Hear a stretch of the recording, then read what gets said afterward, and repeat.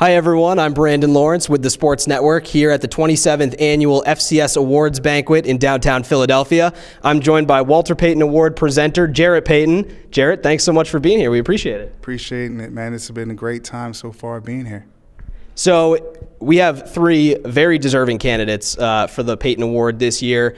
Can you just talk about what it's meant being here for you, presenting your father's award for the first time?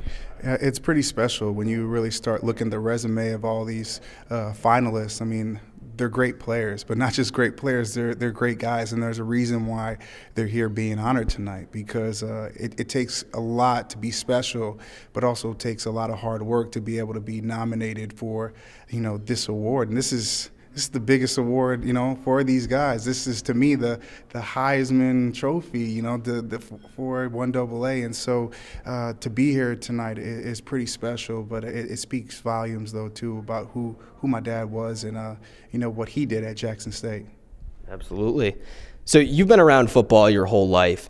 How has the game changed that you've seen it? And do you feel like it's more of an offensive-driven league now than it ever was? Yeah, it definitely has. It's kind of changing into the CFL a little bit. It's becoming a passing league. And, when you look at running backs, and, I studied running backs from, before even my dad, of, guys like Jim Brown and Earl Campbell and those guys.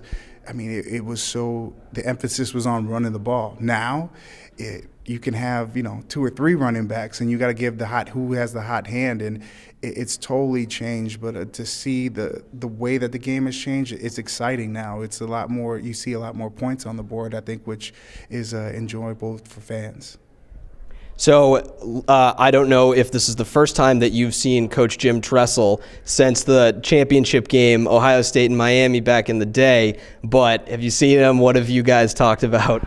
Man, it's been an honor. I feel like I buried the hatchet, the last night and a half, just being able to be with him and talk with him about, everything that went on. But just to open up his brain and talk about his football knowledge has been special, because, there's not that many times that you get an opportunity to be around such a football great and to share stories with him. He's like the encyclopedia of football. So I got to really dive into him, and not only is he a great coach, but he's also a great person.